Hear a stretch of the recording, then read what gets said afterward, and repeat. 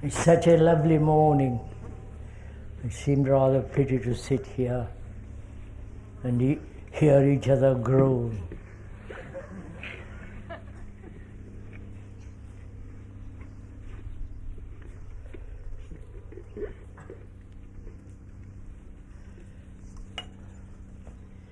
There are several questions that have been put, and I don't think it is possible to answer all of them. That will take probably a couple of months, and I'm sure you wouldn't like to be sitting here for next 2 months, or I here. Out of those questions, we have chosen some, not according to our pleasure or question that is convenient for us and easily answerable, but rather questions that cover a greater field.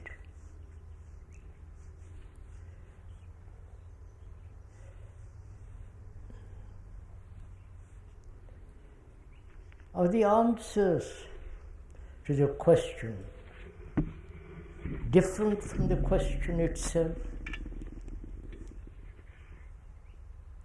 Or the question contains the answer?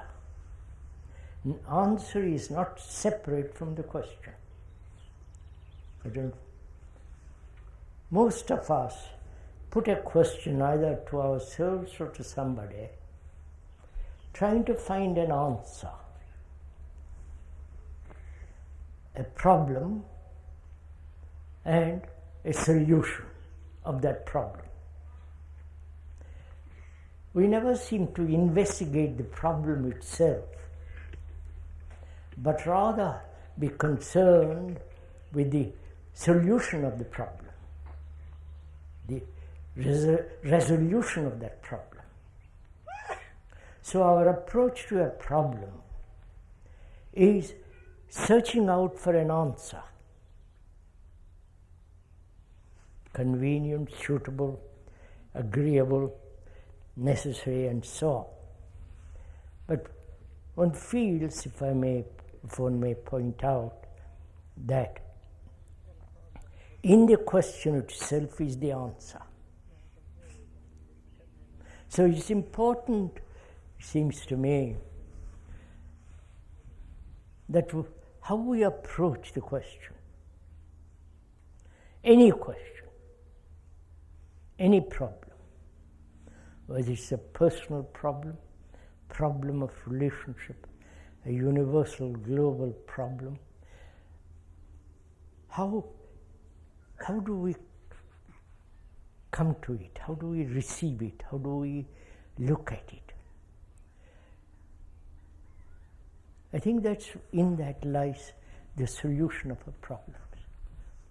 Not seeking an answer to the problem, but the understanding of the content of the problem itself. Right? I hope we are together thinking about this. We are sharing together a question. Not the speaker is answering it, question, but rather together we are looking at the question, investigating the question, and out of that perception, sympathetic awareness, sensitive awareness of the question, the answer itself is in it.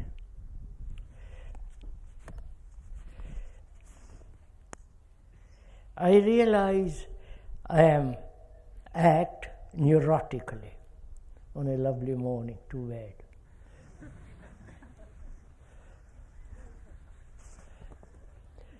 I realize I act neurotically, and I've had psychotherapy, but the neurosis is still basically there. What can I do? I realize I act neurotically. I've had psychotherapy, but the neurosis is still basically there. What can I do?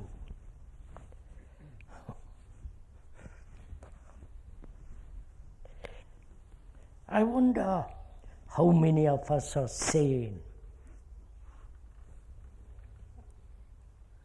rational, clear-headed, objective, not always moving in our own self-centered interest.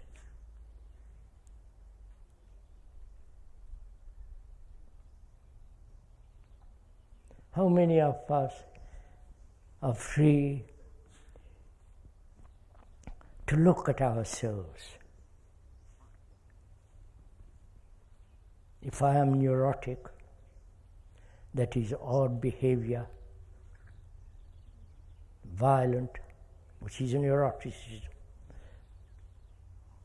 always depending on my lawyers, insurance, doctors, government, always relying on others,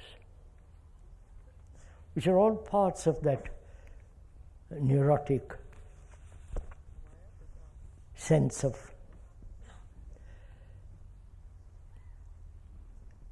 incompleteness.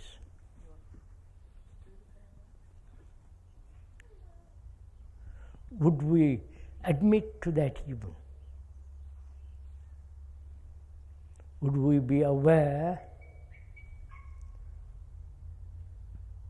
of ourselves, how extraordinarily we are dependent on everybody? And we're not talking of the dependence on a postman, on the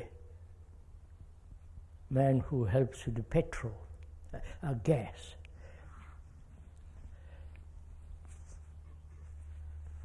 Or the policeman and so on. But this feeling that one must depend, one must have identity, independence. The search for identity, which is fulfillment, to have roots in something or other. I wonder how one wonders how deeply we are aware of all this. All that is part of neurosis, part of our peculiar, abnormal behavior which has become very normal.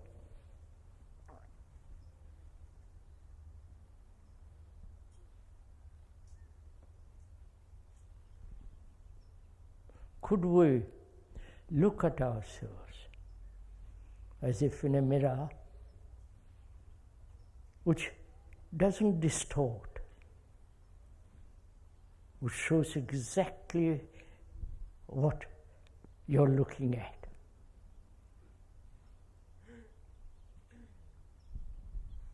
Could we do that? Not depend on psychotherapy or any other form of system of belief or escape, but actually look at ourselves, not withdraw ourselves in order to look, but look at ourselves in our relationship, in our behavior, the way we speak, the way we walk, the way we look at the beauty of a hill.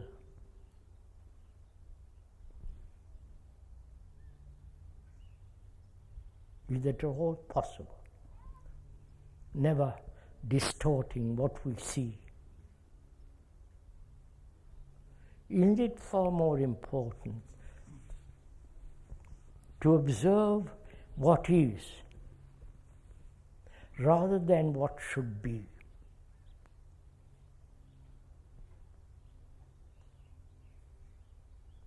We're also idealistically inclined,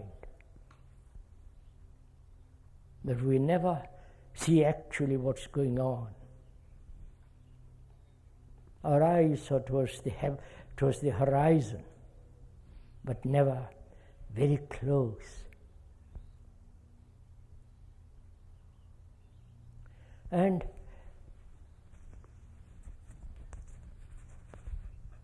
why has the whole world become like this?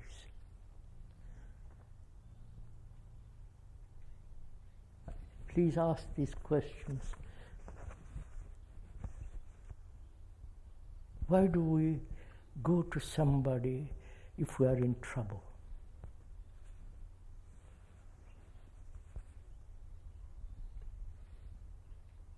Why can't we face that trouble, look at it,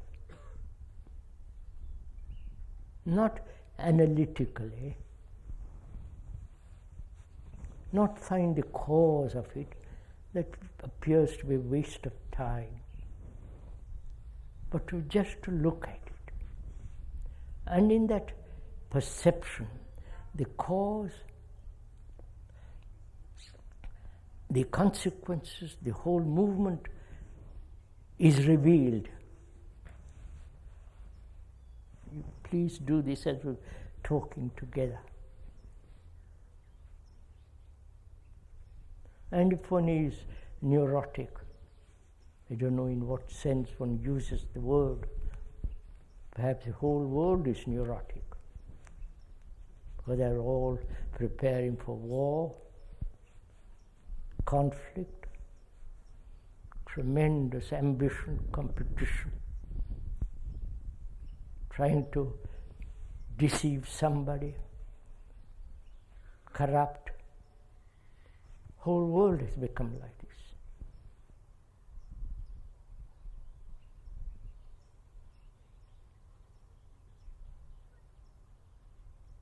Corruption seems to be not only the high places, in the ordinary daily life, corruption seems to have become the norm of life.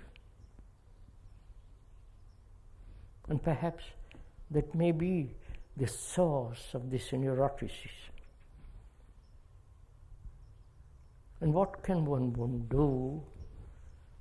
What can I do if I perceive for myself actually that I'm neurotic? Not somebody tells me I'm neurotic.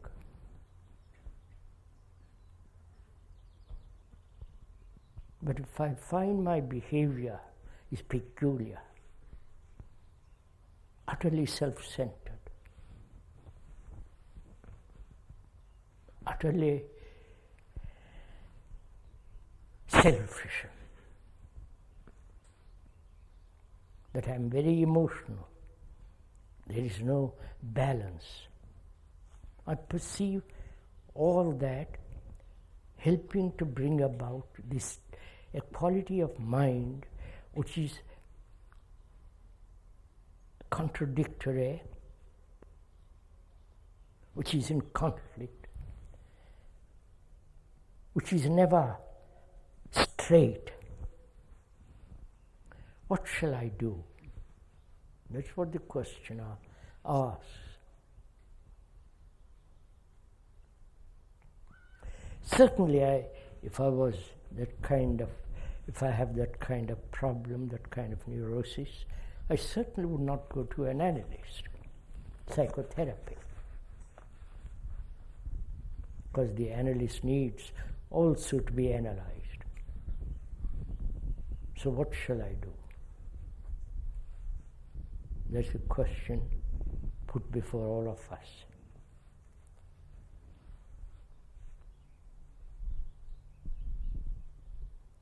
What is the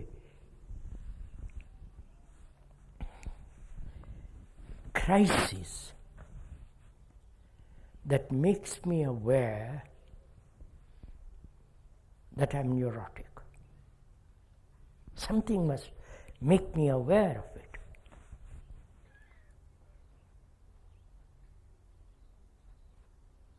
Either somebody tells me, my wife, my husband, my friend, or I observe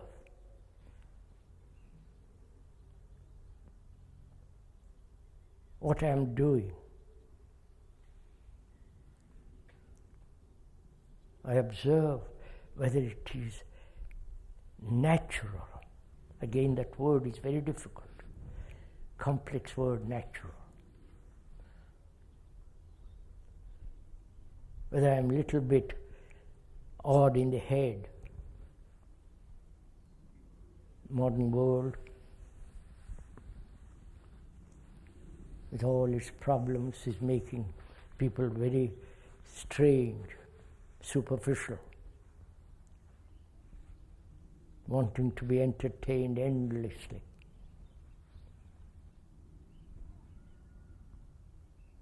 Can I acknowledge my neuroticism and observe it, not try to change it, not try to say I must become sane, I must become normal, I must be something else, but to observe it as it is, and which means giving attention.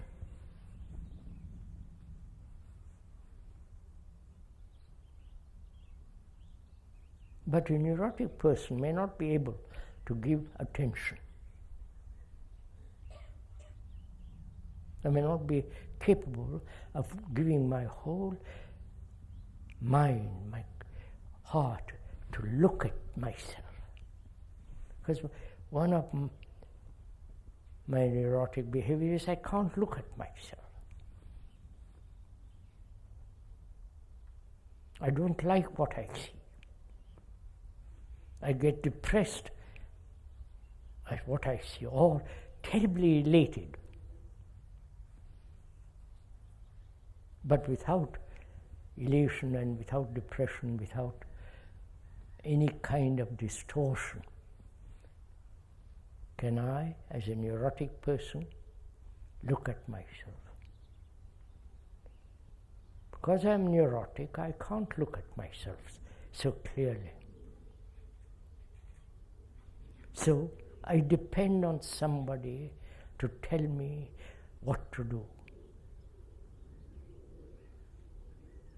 You see the problem?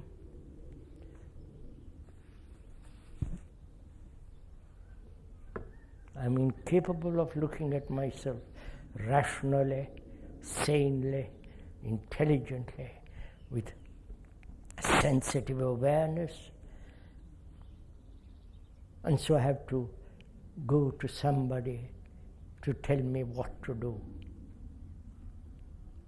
I think asking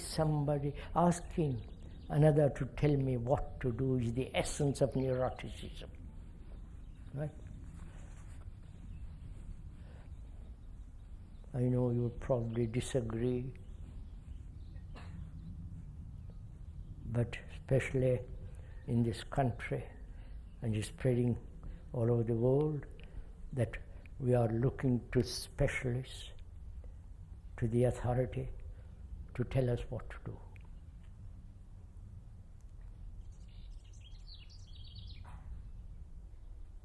So I remain neurotic, and I'm always depending on somebody. So can I look at myself, though I'm neurotic, watch myself, watch everything alertly, not in a self-centered way, which is a form of neuroticism, just watch.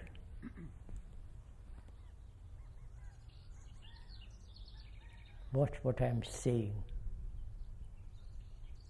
See, this demands quite a different kind of education.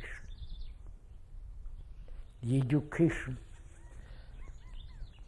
that encourages self-education. Right? Am I making myself clear? Are we together sharing all this? Self-education, not the education according to somebody, but observing all the things I'm doing, thinking, feeling, and know their limitation and find out whether the mind can ever be free from its limitation.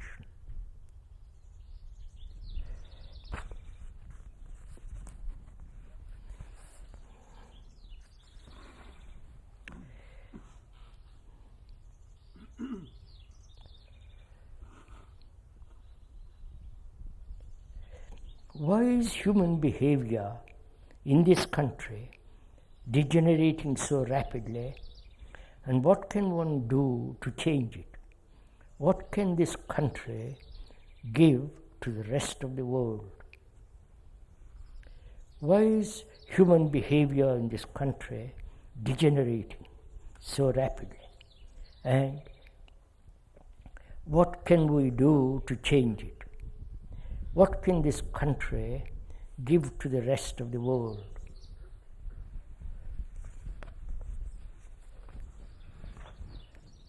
What has this country given to the rest of the world now? Atom bomb, food. Americans are terribly generous.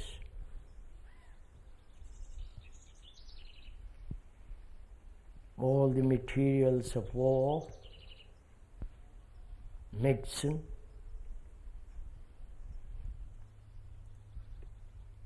hygiene,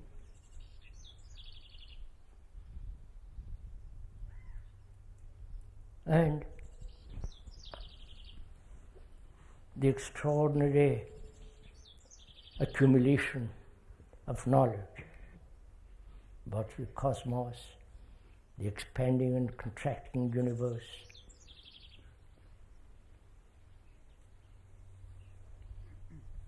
How to have refrigerators, television. This is what has given so far to the world, the know-how.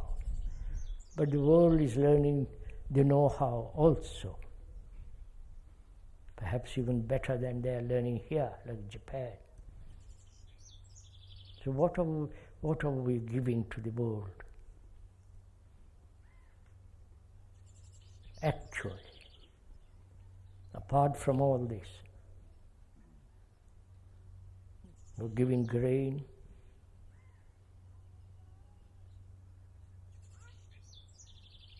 a sense of continuous, constant demand for entertainment, football, all, the whole process of what one sees in the television day after day. We are spreading a thin layer of knowledge and entertainment, how to destroy each other.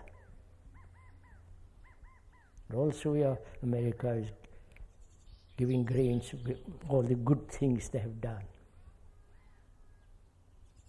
So what is culture?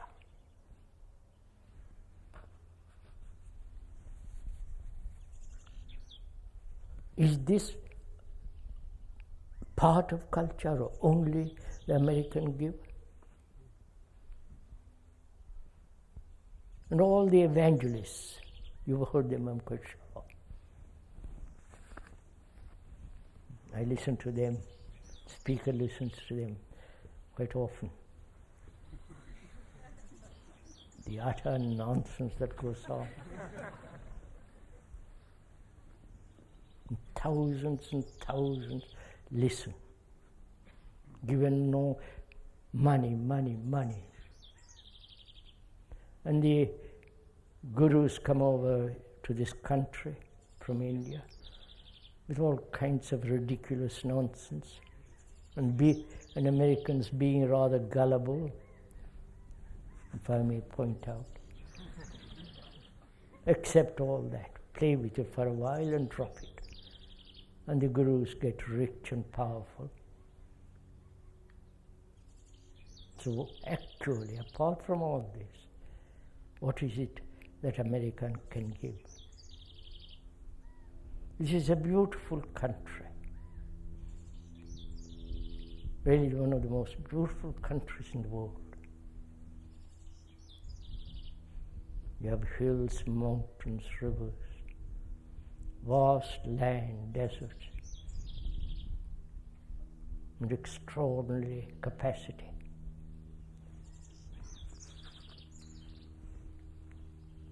Religion. Not according to the old tradition, which is not religion at all, vast, meaningless repetition. Religion is the only source from which a new culture can be born.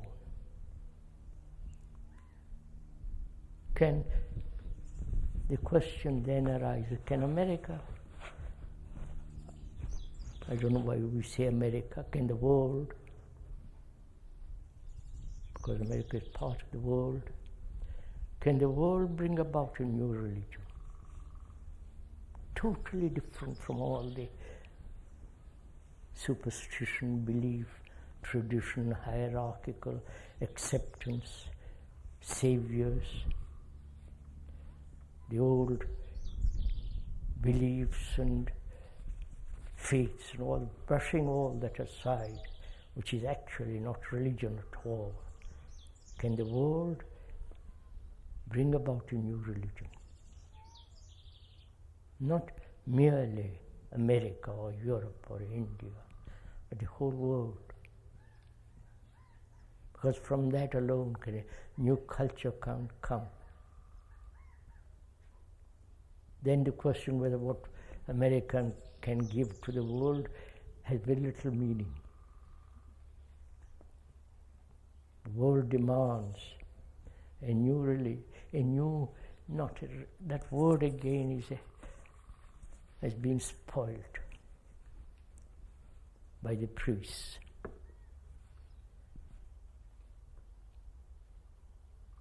A religion of not faith or belief, of authority, but a religion of that which is utmost sacred.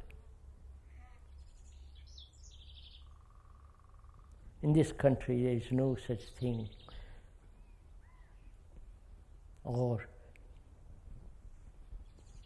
the respect of sacredness. You will spit on it. So to find out that which is sacred, nameless, eternal, the truth that has no path to it, to find that out as a group of people, and which means to live a life of great integrity, without any corruption, without being self-centered. Perhaps out of that religious mind a new culture can come about. And that is part of our crisis in this.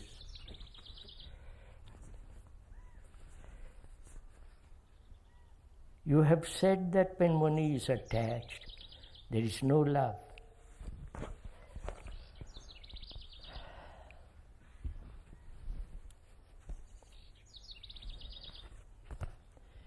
I understand this, but there are moments of love in which there is no separation, no desire, no thought. And yet these moments often come in connection with a person to whom one is attached.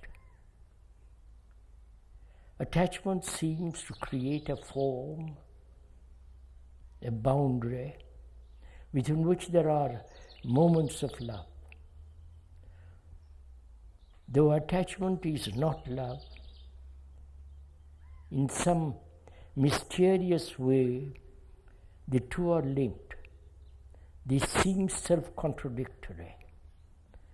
Please go into this apparent paradox. You have said, sorry, the question is a bit long. You have said that when one is attached, there is no love.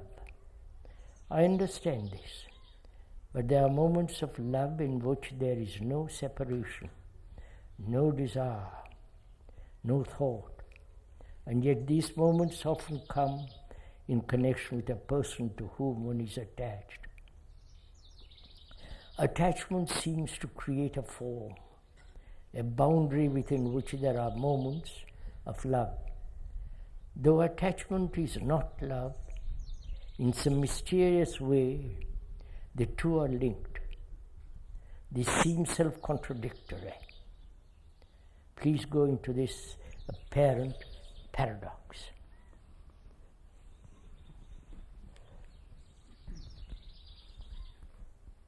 What do you say?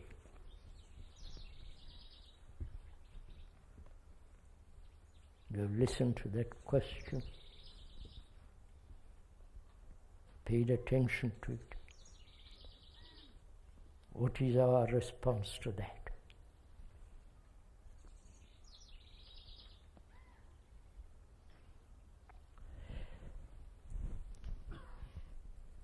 What is attachment?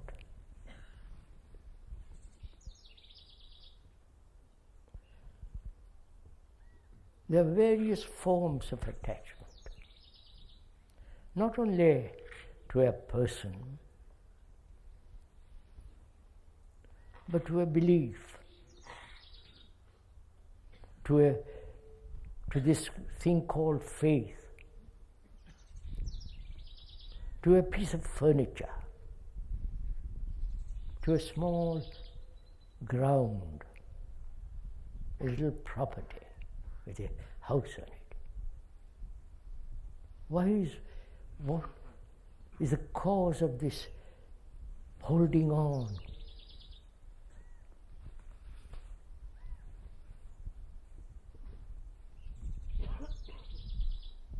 Holding on to one's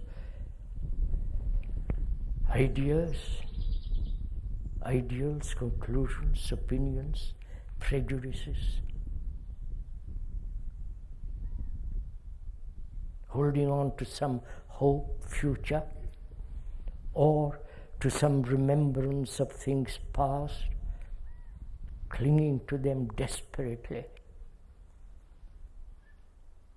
What is the cause of this? What is without analysis, just to find the reason of this? You understand what that is? Our brains are trained to analyze, right? There's a problem, let's analyze it and find the solution. Analysis takes time. But who is the analyzer? Who is going to analyze? The analyzer is the analyzed. I won't go into that. Perhaps you'll see that as we go along. So, why is the human mind attached to something or other? To one's body, you follow? Or to some experience that you have had. And that kind of holds you, encourages you, guides you. And you depend more and more on something that has happened, gone, dead. Or to some future concept which gives us so much hope. Why this clinging, this desperate hanging on to something? Please ask yourself. You're not listening to the speaker. That's not important. What is important is through the speaker to watch yourself, to see yourself. if you are attached to something. And is it out of loneliness?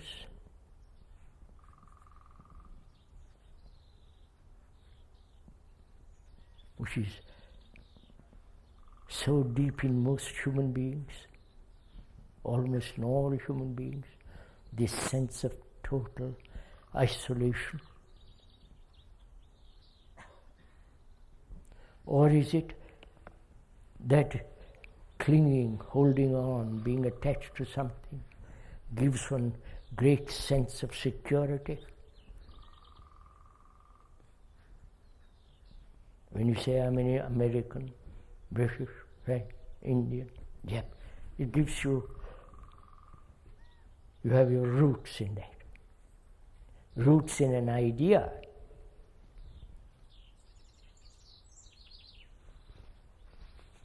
In a concept. America is a concept.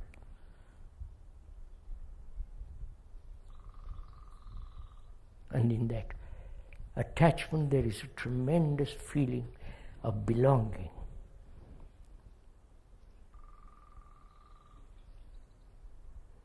And that gives one not only financial security, but psychological security. If I'm in Italy,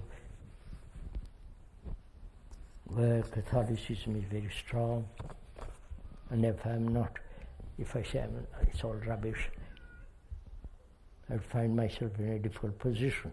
I wouldn't get a job. I'd be excommunicated, all the stuff, nonsense that goes on. So is it out of loneliness we are attached? Out of demanding, searching, longing for security?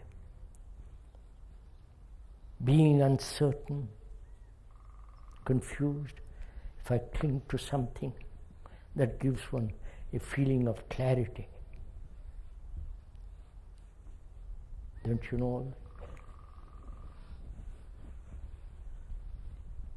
And if I love my wife or friend or whatever, it's a girl or a boy, I'm attached immediately. The whole process of remembrances, incidents, words that have been said between us, all that is stored up, and one is attached to that, not only physically but psychologically, inwardly, to the memory of sex, pleasure, entertainment, being companionship, somebody on whom you can lean, talk to. All that goes on and on and on. Is that why we are attached?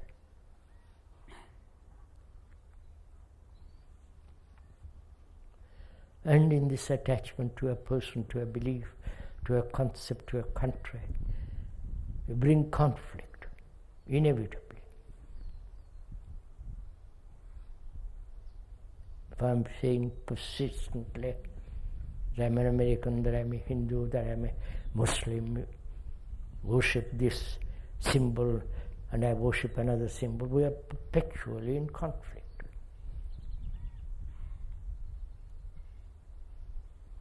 And if I'm attached to a person, I want to possess it, hold it. Don't you know all this, what I have to tell you? And out of that comes jealousy, anxiety, fear. And in that there is tenderness, love. I don't know if there is love. We'll call it for the moment love. A sense of being together. And in that too there is conflict, because one goes off to the office all that goes on. One hasn't to go into all that obvious. So, this questioner asks, sometimes in this attachment there is love.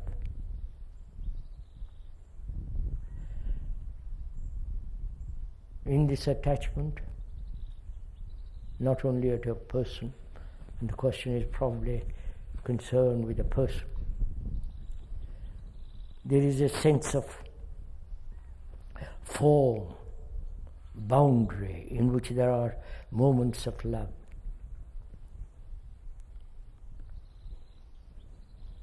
So, we must be very clear what that word means, the content of that word, the feeling behind that word.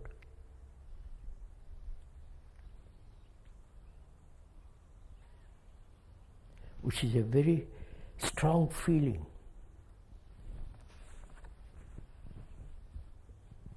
You're attached to a house. You've built a garden, you have worked at it, kept it clean, and it's worked, and it gives you a sense of ownership, feeling that you are there.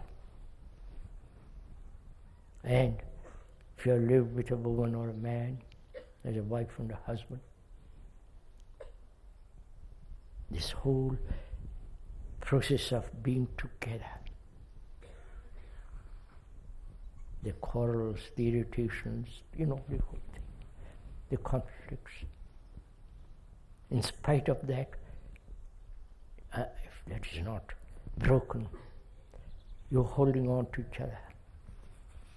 So one has to understand very clearly what it means to be attached, the feeling of being attached. And when one is attached, see what happens.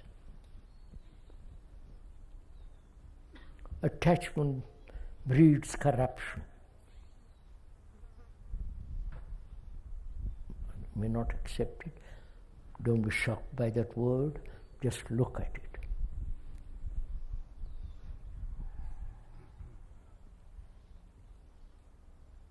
If I'm attached to my job, to my ideal, to my concept of what truth is, God is, or whatever it is, attached to it, part of my belief, my blood, my conditioning, if I'm so attached, corruption is inevitable. Because I'm against everybody else who doesn't belong to that particular group, sect. I may have tolerance. That's one of our clever tricks. But there is no actual relationship between one who is Catholic, who is a Muslim and a Hindu or a Buddhist. They may talk about God is love and all, but there's actually no partaking a relationship at all. In attachment there is fear of loss.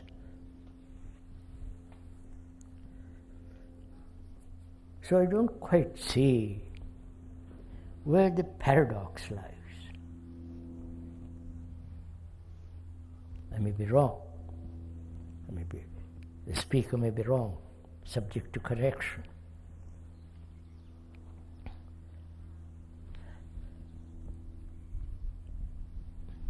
Where there is love, there is no attachment.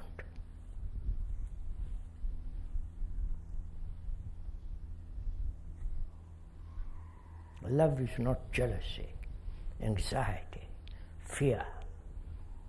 Love is it is that quality, the beauty of it, the fullness of it, the enormous vitality, passion behind it. Not lust, passion. And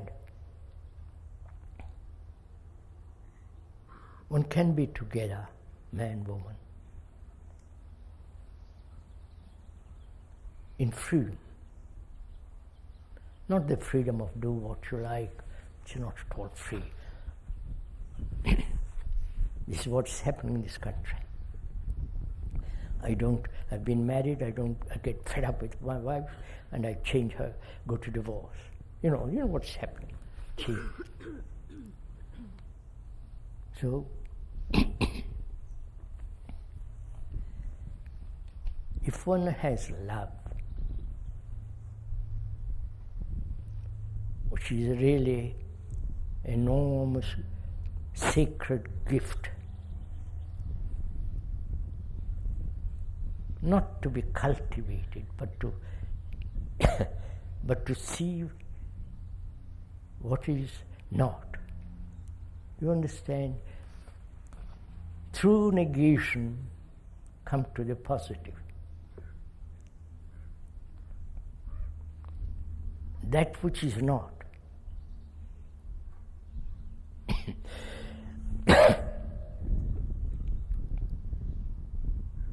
To deny, not merely verbally, but inwardly, actually, to deny that which is not, that which is false, and to see actually the false, the illusion, the acceptance. So through negation, naturally, one comes to the positive. That is, to begin with uncertainty, and then you come to absolute certainty. But we generally want to be certain, assured, secure. Haven't you noticed some of the great writers, literary people who are so-called famous in the world, begin with denying everything, and then ultimately end up as a Catholic, Buddhist, or some kind of sectarian person. Because they're frightened of death. You know the thing I do not go. So the question is, not that there are not moments of love, whatever that word may mean for the moment, but to see all the implications of attachment, the totality of it, not to persons only, but to be attached to anything, to your face, to your body, to your beliefs, to your experience, you follow? That is freedom. And when there is that freedom, there is love. When there is love, you can do what you will.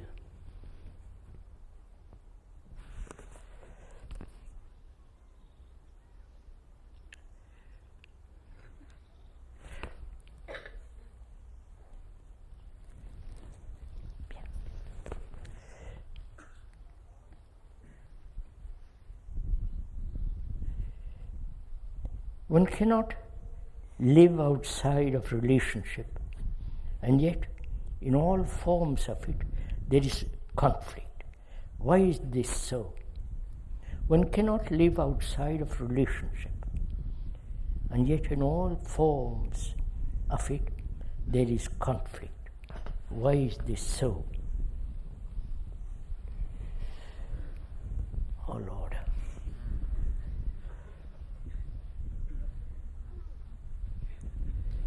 I'm not appealing to Lord, you understand? It's just a praise.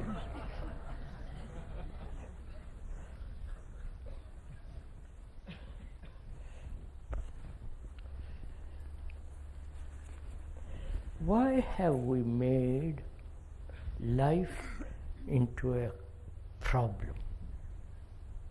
The living.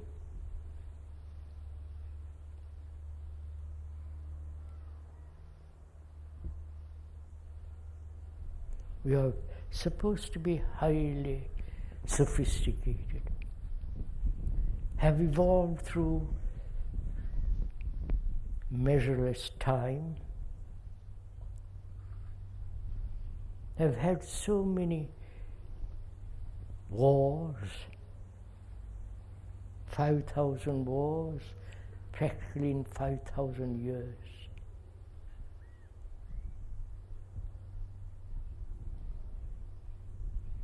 We are educated.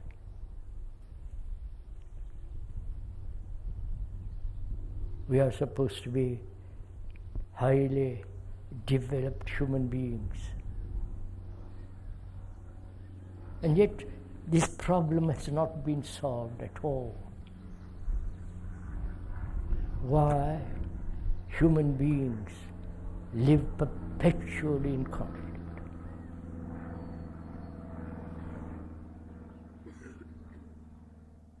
Not only in personal relationship, but conflict with the world, with nature, with with animals. Everything has become a conflict, a problem. Why?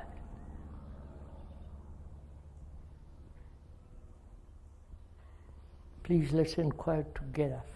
I'm not inquiring and you are listening. Together we are inquiring. Why? You are human, as a human being, why are you in conflict? Conflict being contradiction, imitation, conformity, the desire to become something all the time. This tremendous dissatisfaction.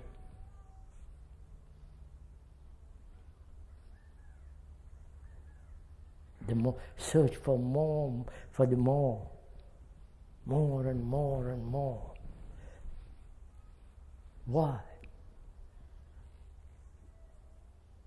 Please inquire, sir. And so the monks all over the world have said, the world is a tragedy, is a mess, is a misery. We're going to withdraw from it and isolate ourselves in the worship of some image, some symbol, and so on. There too they have conflict. They deny sex, take vows of chastity, and burn for the rest of their life with a desire.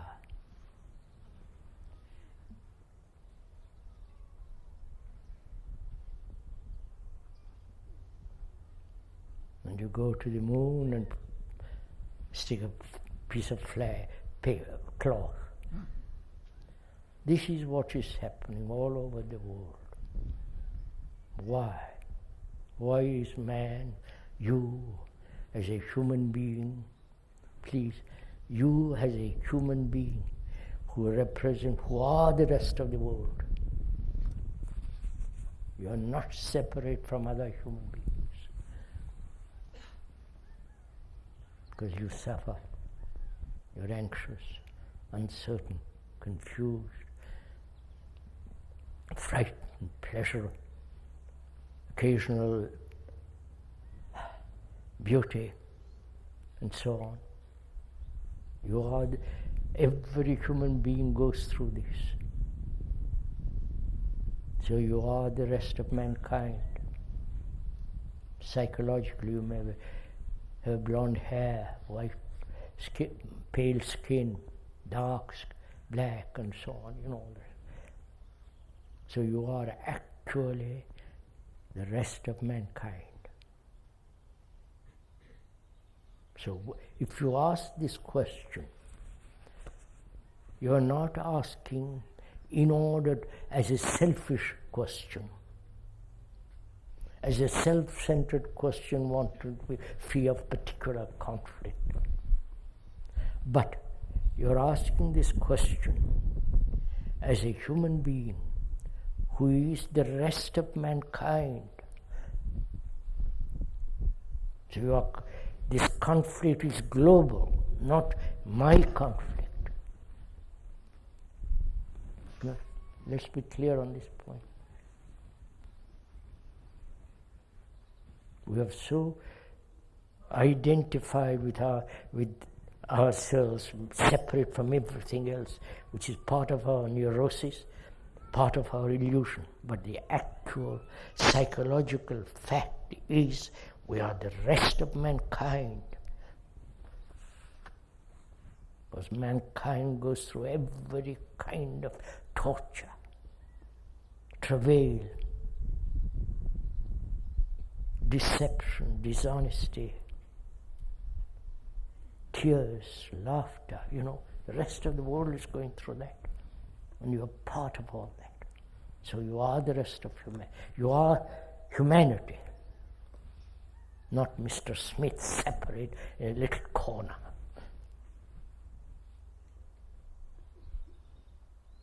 And when you're asking this question, why human beings are in conflict, you're asking a tremendous question. Not why I am in conflict. You're asking why human beings who have lived over 5, 10, I don't know, million years, and not one or two human beings have solved it. The rest of mankind is caught in this travail.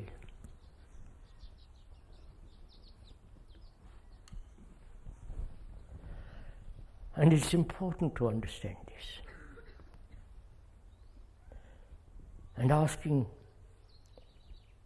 also whether it's at all possible to be utterly, totally, absolutely free of conflict. Not occasionally,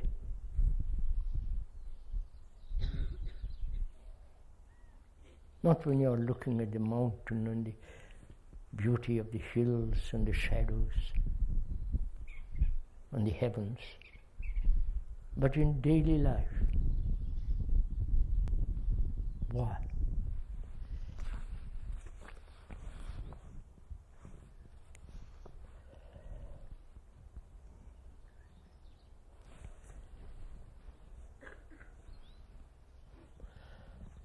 Where there is contradiction, there must be conflict. Where there is division, there must be conflict.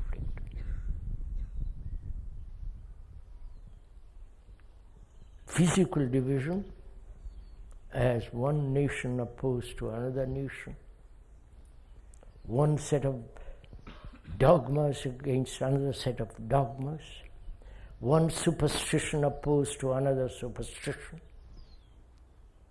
one conclusion opposed to another conclusion, one experience greater than the other experience. This constant division, contradiction, opposition must invariably create conflict. That's a law, not my law. It's the law.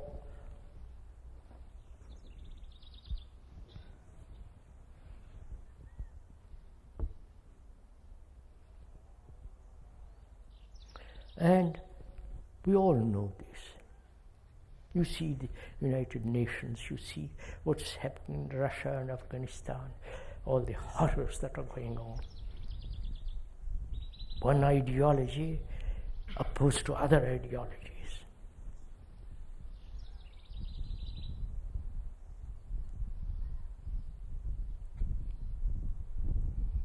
And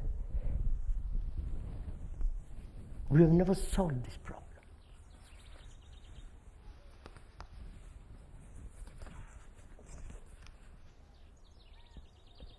Is it that we like to live in conflict? You say, well, nature is in conflict. That's one of our favorite excuses. You see the bigger animal kill the smaller animal. You see one plant searching light, and the bigger tree is shadowing it. There's constant struggle in nature, which the speaker questions. We call it conflict.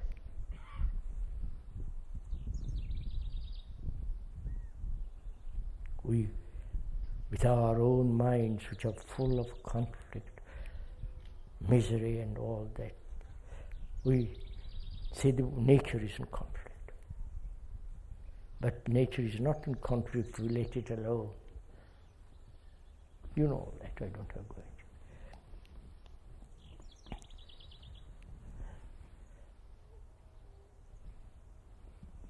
I have to stop now, just a minute, because I changed the tape. We'll go on after.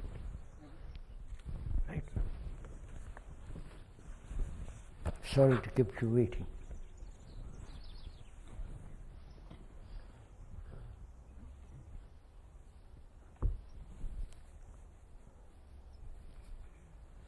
We're asking why human beings who have lived for millions and millions of years, have tolerated, put up with conflict. Is it habit? We've got used to this conflict, wars, the chicanery that's going on among the governments.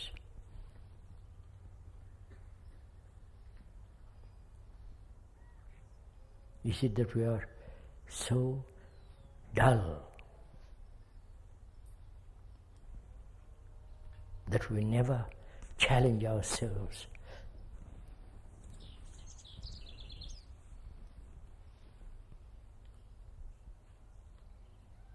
And if we are in conflict, we invent 1,000 escapes from conflict. We have a marvelous network of escapes. From God to football.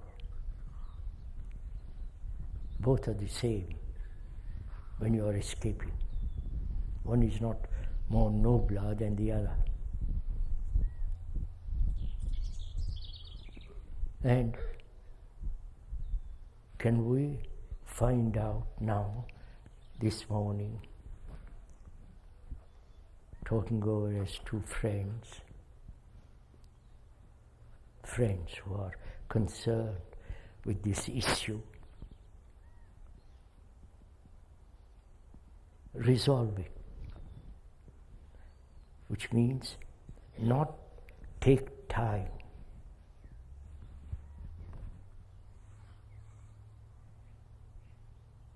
See our conflict, that is, each one of us is so self-centered.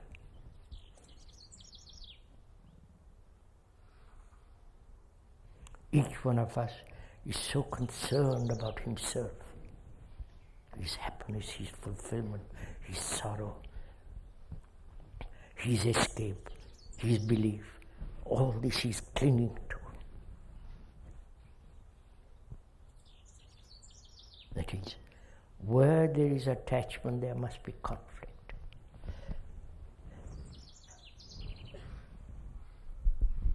It's a fact.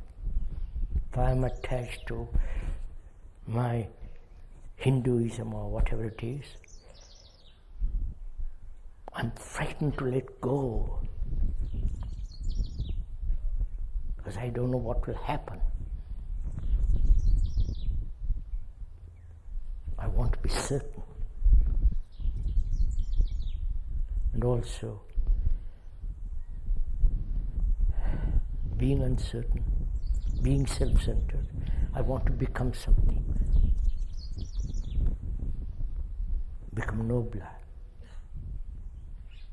be successful in this world, more money, more pleasure, more insurance.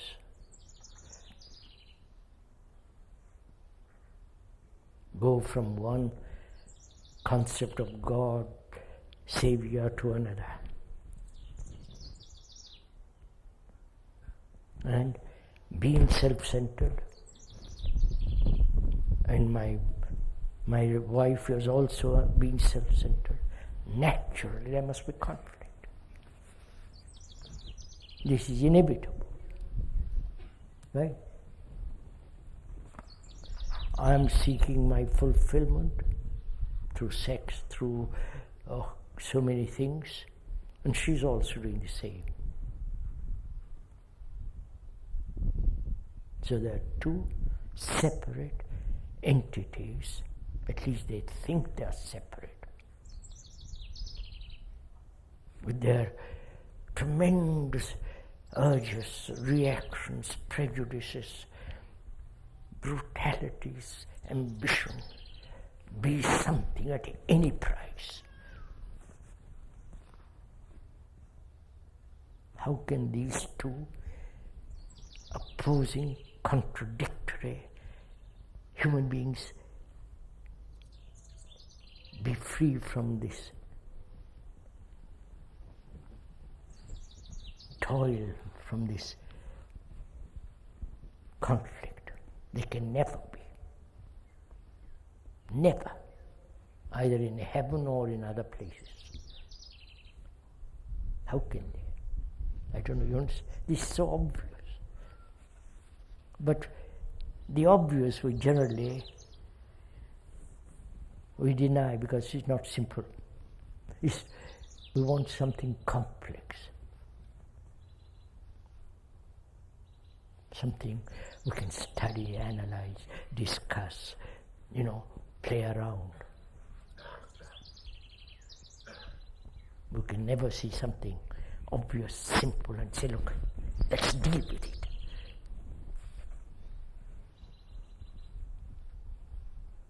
Let's find out if one can be really, deeply not self-centered.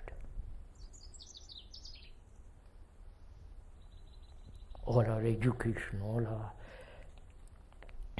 religious aspirations and all that encourages this self-centeredness. You're going to be saved. The whole monstrous religious attitude, organized religious attitude is encouraging this. The Indians have it in their particular way, and the Christians, but whole world. So, the fact is, where there is division, there must be conflict.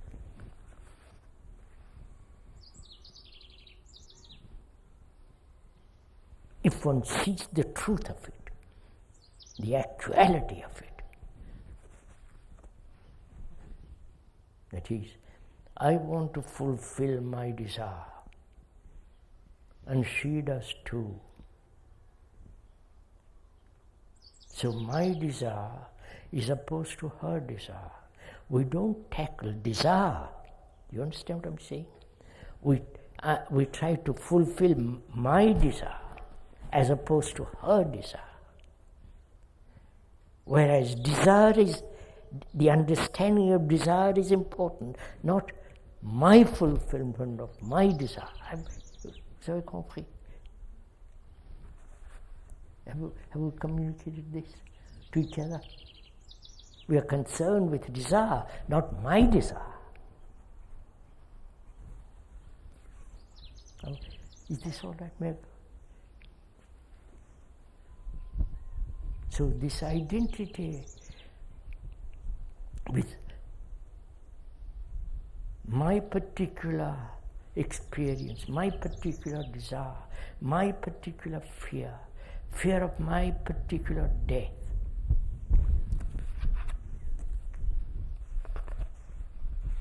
So this identity with an idea, you understand?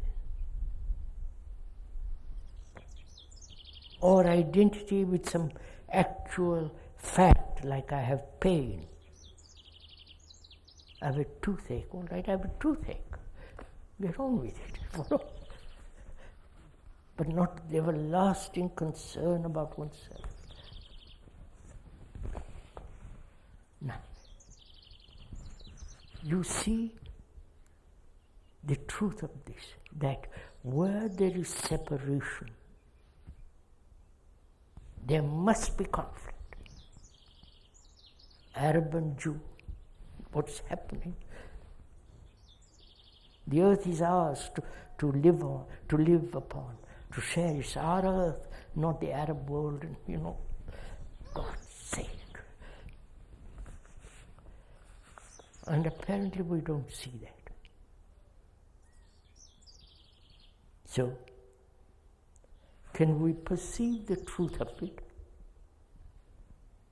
Truth, the actual fact, not the theory that separations will bring conflict, but the actual feeling, the truth of it.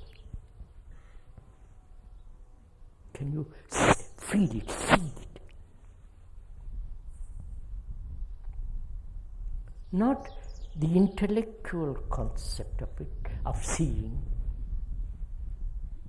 the intellectual comprehension of that division must inevitably create conflict, but the actual fact of it.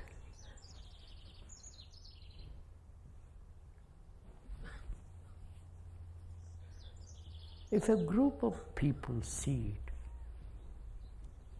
who are still part of humanity, they will, it's like a tremendous movement taken totally in a different direction. But apparently, we cannot do this. And out of this comes misery, conflict, confusion, problems, endless.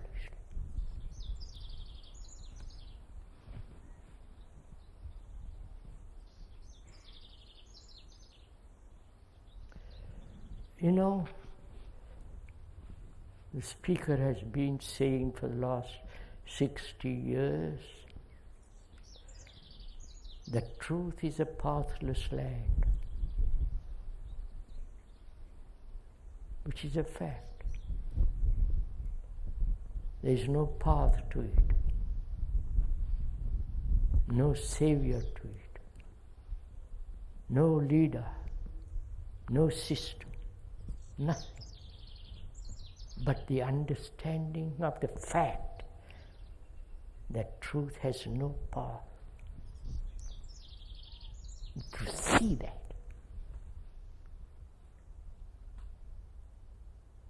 If you see also very clearly for yourself that any form of division must inevitably create conflict. From this question arises, we live in a society whose laws, governments, religions are all struggling against each other in a world. Wanting to be more powerful than anybody else.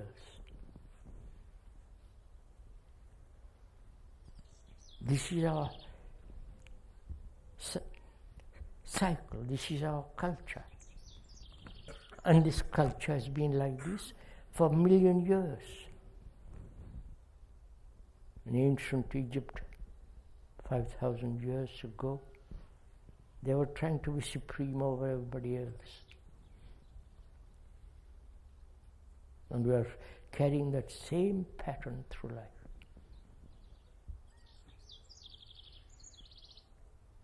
So, what shall we do? What will you, as a human being, who is actually the rest of mankind, what will you do? You hear something true, which is fact, physical fact, Arab and the Jew. You opposed to somebody else. You with your belief, with your experience, with your knowledge, opposed to somebody else with their knowledge, with their conflict. What will you do?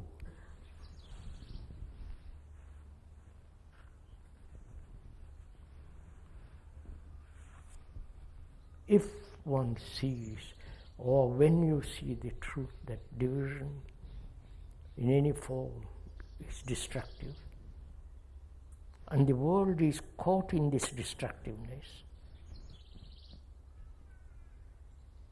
what's your relationship with the world?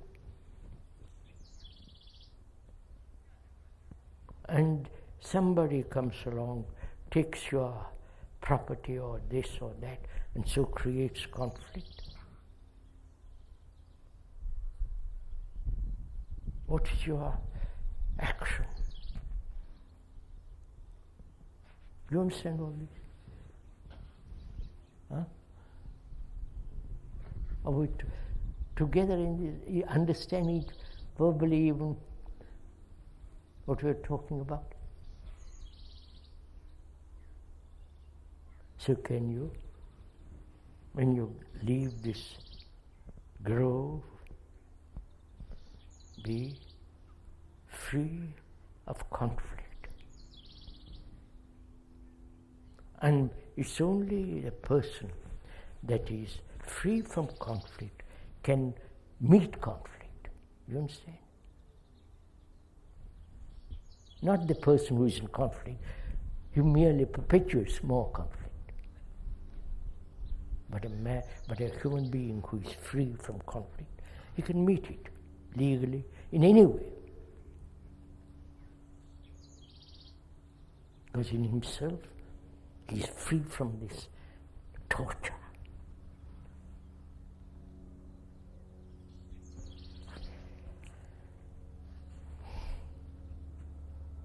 You have said, can I go on? You have said that when one gives complete attention to a problem, then the problem flowers and withers away. Can you explain this further? You aren't tired? You're quite sure? This is not an entertainment. You don't get tired with entertainment, sorry. You have said that when one gives complete attention to a problem, then the problem flowers and withers away. Can you explain this further? No. There is this problem of conflict.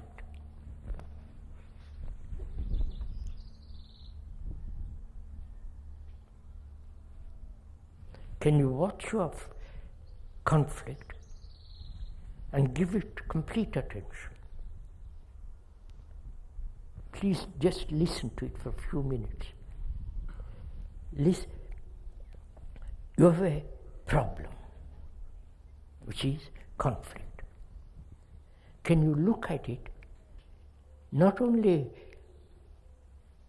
listen to the problem, the tones, the content, the subtleties of the problem. Can you look at it without trying to resolve it? Without trying to say, give it any direction. without any motive, which is to give, when you have a motive, it gives a direction. And therefore you are distorting the problem. So can you sensitively be aware of conflict? Not act upon it, because you are part of that conflict. You are conflict. So if you act upon it, you are further creating more conflict. Vous avez compris? So look at that conflict,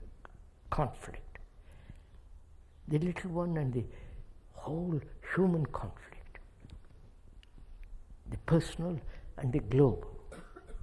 Look at it. Listen to its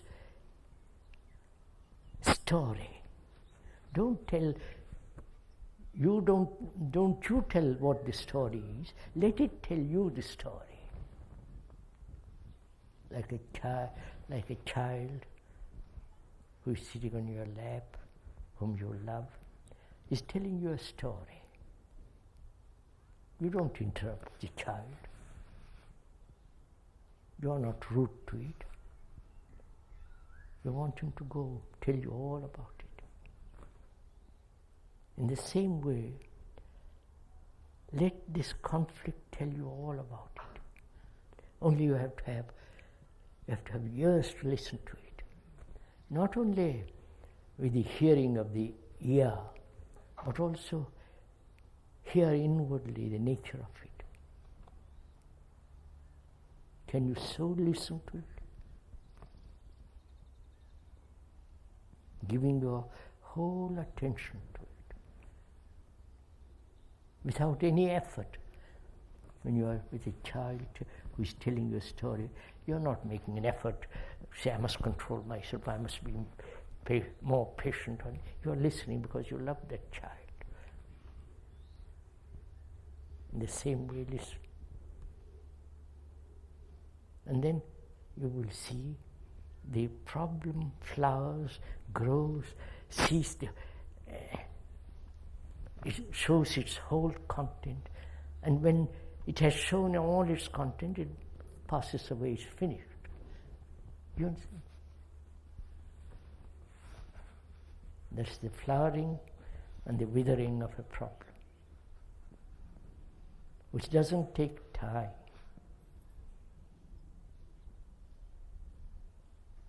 It's only the impatient mind that has time.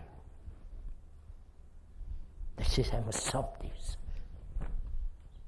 But mind that is listening very carefully, sensitively, alert to all its tiny movements, and its very, very subtle movements. When you listen to it, when you give your complete attention to it. And you cannot give complete attention if you have a motive, if you have a direction, if you say, I must do this, then nothing will happen. But if you give your total attention, the problem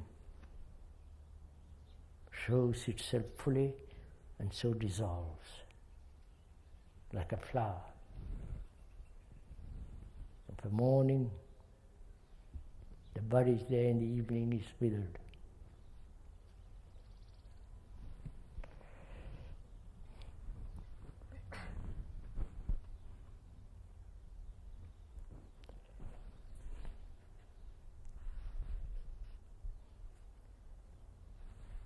I think that's enough for this morning, isn't it? Is it enough? Yeah.